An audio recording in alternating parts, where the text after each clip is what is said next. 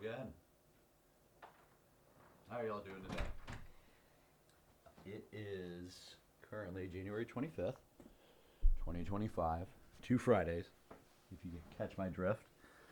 And I am filming this video today. I seldom do things like this. I very rarely feel well-versed enough to be able to...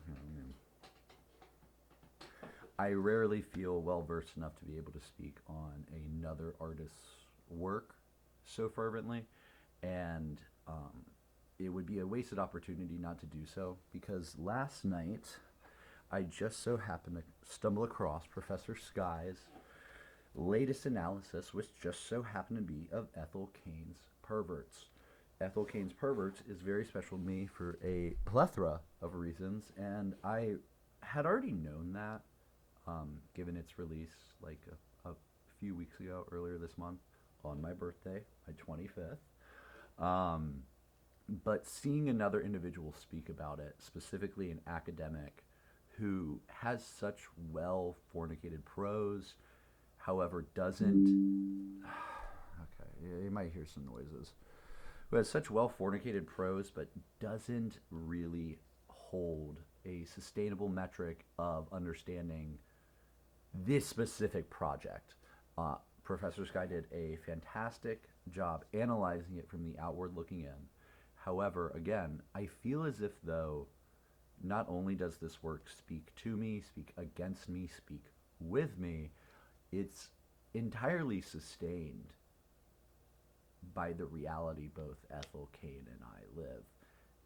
I and her being representative of much larger forces that really is the Techno-Southern Post-Gothic reality of rural America. When watching the video last night, it was like 2 a.m., I just started to type a YouTube comment, and 2 hours went by, 6 to 7 paragraphs in this fucking comment, and I'm not even done. So the first half of today's video will be me reading from said YouTube comment until I go freeballing again like I am right now.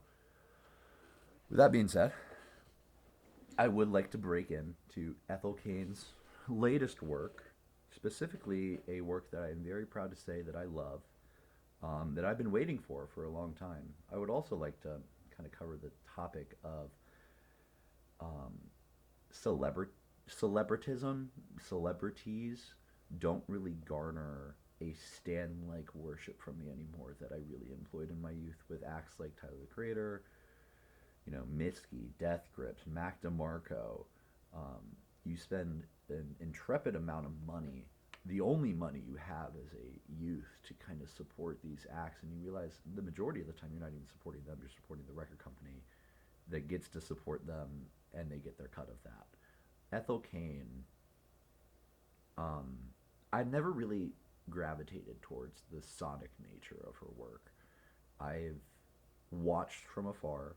I respect Ethel Cain. I think Ethel Cain is a necessary force that we have conjured, and she herself, for all of us. However, Professor Sky puts it pretty well. The first 4 lone few projects are akin to A24 movies. And dealing with a topic so close to home, you could see the true prevalence of the dilemma in the work. However, it again felt like a weird fantasization and fetishization of the invention. That's really hard to beat. That takes a lifetime to beat. So that's why I never really felt encumbered by it to keep following along with the Ethel Cain reality. FKA Twigs is another prime example. I never really gravitated towards that sound of pop music. However, I followed along, and I grew to respect her tremendously over the past lifetime. And because of doing so, I listened to Eusexia, however you say so. And it was, otherworldly. It was divine. It was the labor of 10 years of following along, 10 years of support. And Ethel Cain was in the same category. This work, though, Perverts, supersedes all of my preconceived notions. It also pushes me to really, it pushed me to change my life. I've lived a completely different life since its release and that first night of listening. Um, and I would like to cover that because I'm not like a super fan. I am, however, a a reproduction of a friend, I guess. Like I have no plights, qualms, nothing but support for women like this, especially a woman who is really standing firm on her ground, not for me, not for her, but for you, the techno-Southern post-Gothic woman. So, without further ado, it seems like we're 6 minutes in. Let's just start reading before we have to get back to what I'm doing here. I'll just read the comment verbatim. Um, I'll clearly pull away if I want to extrapolate or expand upon anything, but let's go. 1819. Ambiance. The techno-Southern post-Gothic woman. And art concerning the phantasmic. I can't sleep because of the circumstances of you publishing this video about this piece of work by this artist. So much so that I've grown willing to momentarily dissolve my A4 written character and script just to say something that is very important to me. Ethel Cain's latest work, Perverts' legacy, will resoundingly mirror a subset of a new age personhood I like to think I've had the honor to know and not know at all. This idea, the techno-Southern post-Gothic woman, is the entropy in action that this work is intrepid upon, and its pagan manifestation is not of mere aesthetics, but the medium in which that the woman creates, upholds, and diffuses, akin to that of a proverbial essence. The brute force reconciliation, about all that God is not. The brute force reconciliation about all that God is not. This task, necessary as a youthful being within the... You know what? We're going to go a sentence back. I'm trying to utilize my screen to like give some like better lighting, but we're going to bring the text to the forefront and me to the side because it's the importance of this video. So now that I've zoomed in back to a decent proportion, if we're taking a second here, let me take a second here. We're all inflicted in some way. But where was I? Its pagan manifestation is not of mere aesthetics, but the medium in which this same techno-Southern post-Gothic woman creates, upholds, and diffuses. Akin to that of a proverbial essence, the brute force reconciliation about all that God is not. This task, necessary as a youthful being living within the bourgeoisie decade. It's important to clarify here that bourgeoisie is spelled Boojwaze, and in this parenthesis I will cover so as to why. The phonetic spelling of this is essential, as is the written display of the idea communicated to me by others, as well as thought of by myself across space and time. This trite terrain of an America where the Southern Gothic lore isn't a fairy tale, but generational pains are embodied once again, is not self-assigned nor prescribed, but rather taught through a means of the literal no thing. Perverts thus can be argued as Cain's most groundbreaking work to date, due to its tearingly truthful documentation of the techno-Southern post-Gothic woman, achieving so through a means of the phantasmic implication, the reinvention of how sonic familiarity can convey collective time across a space tarnished by repeated invention, and the breaking of such reproduction before the listener's very eyes, for the sake of communicating a direly needed message of survival for the same personhood whose fruits this project embodies, protagonist and antagonist alike. Here, I feel as if though I should state my biases and authenticities that give me any merit to make these claims at all. I am a man bound within, and part of, therefore somehow sustaining, the current techno-Southern post-Gothic reality that paints the bourgeoisie's spotted shadow across America's secrets. I was born on the day of its release, 25 years ago. I have waited anxiously for the resounding ability for I to state that I just so happen to love an Ethel Cain body of work, and this just so happens to be the first I felt confident I experienced it in the intended transcendental form that Ethel Cain intended. I would also like to define the following jargon as such. Figure 1, Techno-Southern.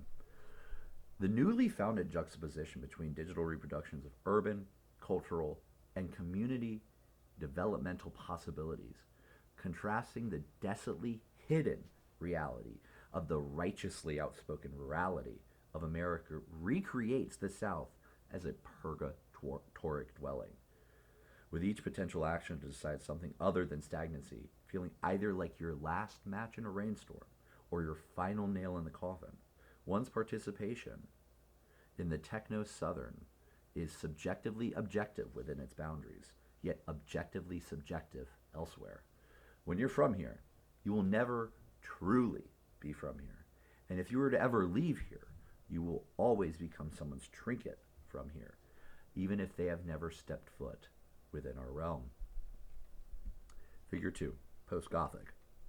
Upon the inevitable death of the Southern Gothic, it chose to exist outside of itself through verbal and physical implications, as materialism became a hyperconstituent of bartering for one's safety. As corporations and their influence dispersed throughout the South, slogans became monotratic procrastinations of the cumbersome, emotional dilemmas that would become, when paired with a heritage of workmanship, as tangible as the humid air. Even whilst a word of their existence and venereal spread has never been muttered by either party involved. If one were to do so, to address its venereal spread, the humid air that occupies the room, the emotional tenacity of the unspoken, pillars of psychological sanity become conflated with the capital invention.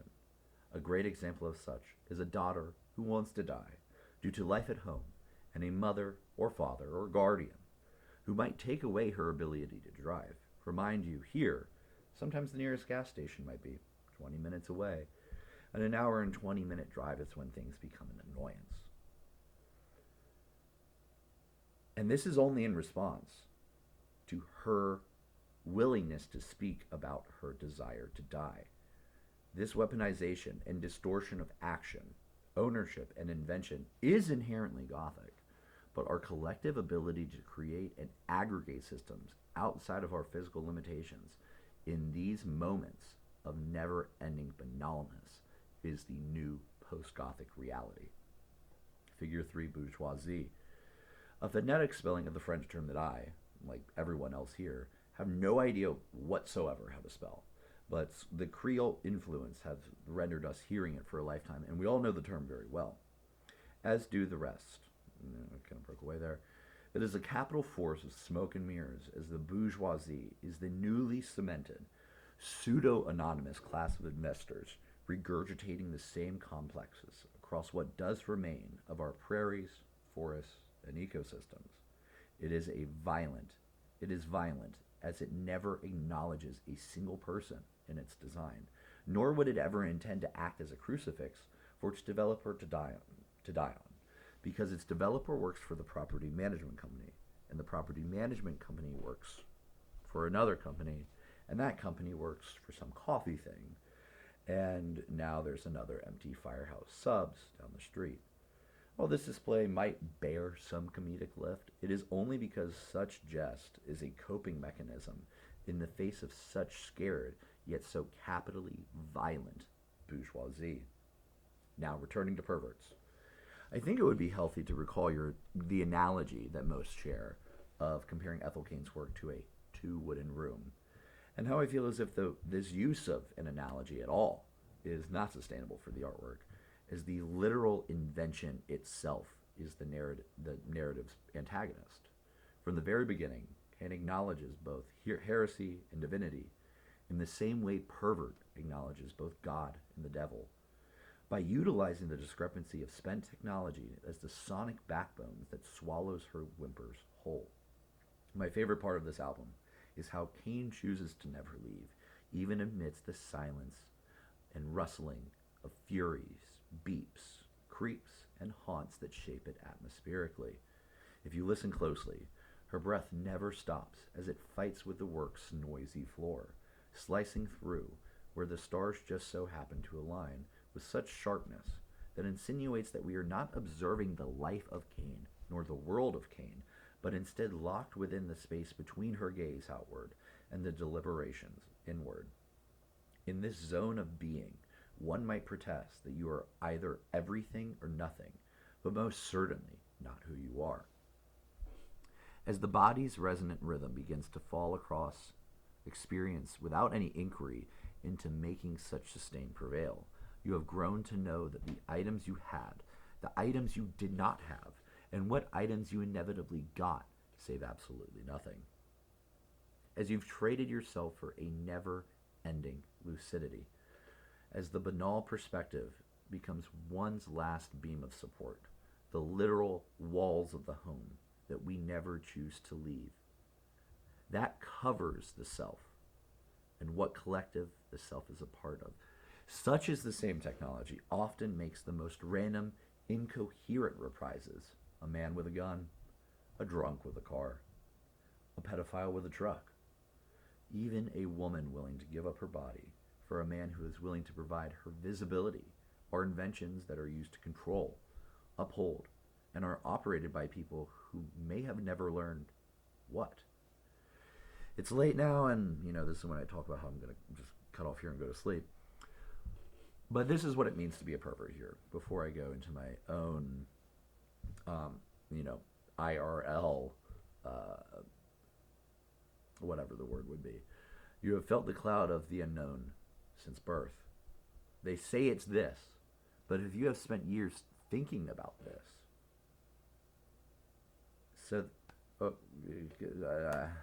you have felt the cloud of the unknown since birth.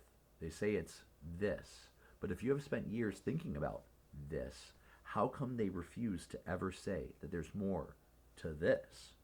You say that there's more, and they push it down. You say that you've learned more, and they plug their ears.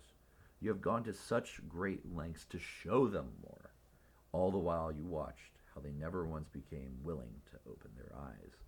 And now you exist with no promise of a different tomorrow, staring at everyone who hasn't learned in a metamorphic resonant awe that just might let you rise above with everyone you have ever loved and hated flowing through you, or might just send you and everyone who has ever lived straight into the dirt.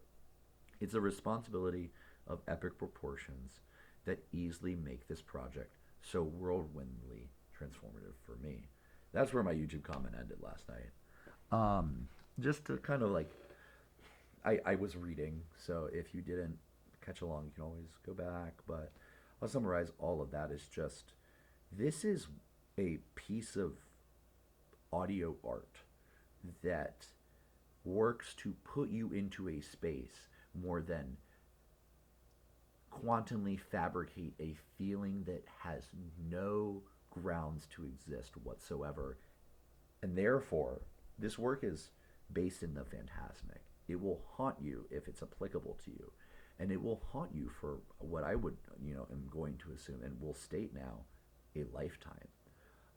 I think a really important thing about this work, too, is listening to it within space with dedicated time. It's not going to go well with headphones. You won't feel the human air when it's beating right in you. You need to exist within it. The best way to do so is to get a stereo pair of speakers and play it late at night. Because there's one reality that when I took a break halfway through writing this comment, I walked upstairs and I heard the music in my own home. The microwave, the refrigerator, the wind, my heart moving so slowly that I began to hear the blood flow through me. In those moments, you realize that your breath isn't, it might be slowing, but it's not coherent. It's randomly alternating between the nose and the mouth. It's an artifact of years of living within the Techno-Southern Post-Gothic world, to where companies like Nike, the just do it mentality, became a true procrastination for the necessary, not just conversations, but introductions to reality that define society and humanity as a whole. It is why we take 25 years to go through puberty one, right? It's because we are creatures of society.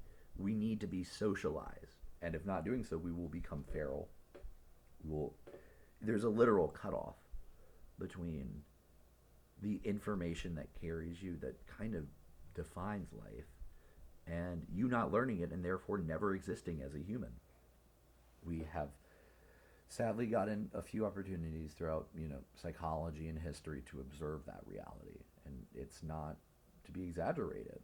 So what does it mean when you exist in a realm to where you as a child since birth are duly reflecting? And then what does it mean to exist 18, 25, 28 years post that, especially as a woman? A woman disenfranchised in a way that is so reinforced, again, without words, through the literal implications of possible actions. It's, the Southern man saying how he loves his woman, but isn't afraid to put someone in their place in the same vein. It's those types of implications that you've witnessed, participated in, sustained, that is a holy battle, no? If you acknowledge your play in the game, it's not innately human. It is riddled by the technological realities that have just become so in your face, so ingrained into what we choose to define as life, so much so that we get embodied with works like Perverts. There's one line throughout the whole album. I haven't gotten a chance to even read the lyrics yet, and I've listened to this project about like 20 times. But there is one line that I do recall about the protagonist of this narrative, the narrator, let's call them so, willing to make a person come 20 times. And I think that implication of a almost Henry Ford-esque like factory procedure of ejaculation and servitude is a great entry point into our second point that I would like to cover, which I got to scroll back up to my text. It's an essay, right? The reinvention of how sonic familiarity can convey collective time across a space tarnished by repeated invention. I already covered about the microwave and the refrigerator, but the haunting thing about this album is that the moments of silence are excruciatingly familiar if you close your eyes and exist within this purgatoric dwelling. This music is everywhere. It's hard to escape, and that's why the work is so phantasmic and haunting, is because it speaks so accurately yet so ambiguously to the lived realities of here. Like a digital distortion, a 60 hertz frequency perforating an electronic device that just starts, and you don't care. No one cares. It's just, there's so much more. But what is that more? And I think Perverts is a really important title to this piece. Because pervert, Professor Sky says no one likes to call themselves a pervert. And that's when I immediately got, okay, he does not. He is trying his best, but does not fully understand what it means to be a pervert in the Techno-Southern Post-Gothic world. To be a pervert is to literally acknowledge reality. It's to just say what you observe and beating people to it. You have no idea the power of saying what we are all feeling because you chose to find the time, the confidence, the energy to speak on so. That's what this album is sonically. It is speaking to you and I, mostly to you if you are the post-Gothic woman, because I am a part of your invention, right? I am your antagonist. I am the post-Gothic man trying admittedly, I work as hard as I can to be outside of that system. But that system is something that I help sustain. You saw me walk in here. I am tall. I wear cowboy boots of genuine leather. Um, I do handiwork, and sometimes I just don't really want to give a flying fuck. Uh, and I got no problem wearing that on my sleeve. And that's the problem, is because that confidence that carries stoicism, that carries any great idea that needs to be employed by any person across space, time, or gender, is a weapon. It's a tool. Because that's not the message. The message is whatever I choose to say or imply or suggest. The message is not just how I choose to survive. And that's what Ethel Cain, it seems like, is dealing with, is how do you survive in the face of people who are desperately trying to survive but don't know that the way that they live and the collective conscious that they choose to ignore is what's putting them on death's door. So sonically, we have this constantly eloping atmosphere of all the moments where the conflict isn't. And that's these really long, drawn-out songs, and why they take up more space than these songs to where Ethel Cain chooses to sing, is because you do not sing for the majority of the day here. If it's a Wednesday night, the weekend's fucking so far away. And your friend's gone because your friend's kind of 25 minutes away and you don't own a car. You live with your partner. And you don't want to ask them to drive you because they get jealous when you see other people. However, they pay your rent. It's these types of dichotomies that the sonic silence is reinforcing after the fact.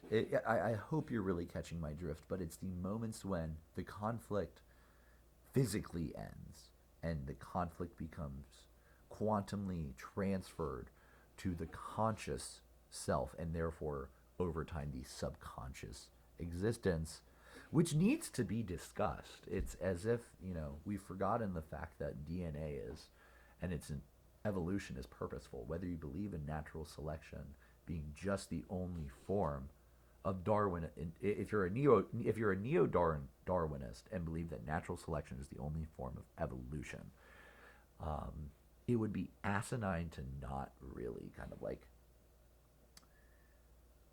reflect on what it means to be naturally selected. Is it a deterministic reality? I think so. Find me a single man who didn't wish he was an inch taller, and find me a single man, except for those who have always been tall and gotten it really easy doing so, whose own child is not an inch or two taller than them. If you're working out a muscle in shaping reality, not consciously, kind of, pitter-patterly, is going to take a long time to see results. Perverts, I again think, is a direct affront to the latter approach to shaping reality, or the former approach that I just mentioned to shaping reality. It's staring you dead in the eye. However, this work is it's also important to clarify here that the common techno-Southern post-Gothic man is the aesthetic fetishization of a nostalgia. This work will probably reach very few genuine assailants to kind of allow this plight and dilemma to kind of keep going. In regards to men, this is a great work because it's again phantasmic, the haunt that carries you, that carries with you as a man listening to this. It's that it's because of you, and the only person who's going to see that is again the other half of such symmetry to the post-Gothic man. It's the one who always it's what is it, the fool. The person who thinks that they are so wise that they do not see that they are shaping everything that they say they do not do by saying they do not do so. It is the man who probably broke Ethel Cain's heart. It is me in my weakest moments. It is so raw and real. The dichotomy of the man here. I know we've been mostly talking about the realities of the post-Gothic woman, but wow. In a day and age to where culture is no longer defined by environmental nor eco-somatic realities. It's again a techno-Southern world. We see it all. We see New York. We choose what to bring back with us to the home and what to leave at home every day here. That's a plight. But back to the post-Gothic woman. This is really this work is for. Ethel Cain is staring that woman in her eye, akin to her. She is one of the same, and she's saying, "You need to survive. You recognize this. You think you're alone in this banal existence." It makes me want to bring a tear to my eye. It is a direct push towards something so prophetically needed. The amount of women who I've seen pass due to violence of their own self-prescription or forced upon to them, it's real. And this work is very important because it says to you, one who might be enduring so, that you are not alone. This work is not supposed to make you feel less lonely. It's supposed to acknowledge the fact that you might be alone right now, but this collective experience is so real, and it's not in vain. You can create anything from it. And Ethel Cain's choice to abandon pop superstardom and create this piece of work is a sacrifice that I would say is kind of like akin to Jesus Christ on the cross beating the infliction, you know?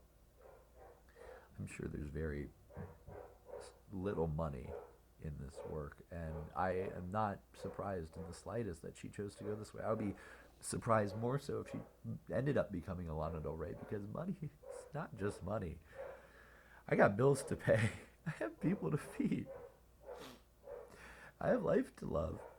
And that's what this work, as horrifying as it might seem to some, speaks to. It is the warmest hug that utilizes everything around you to create its own existence. So with that being said, I don't know where this rant has gone. Okay, we're at 33 minutes. I'm going to cut it. I'm going to cut in 11 seconds because I'm getting emotional. And we could talk for hours about this. We could talk for hours about anything. I love you guys. Have a good one. Have a great day.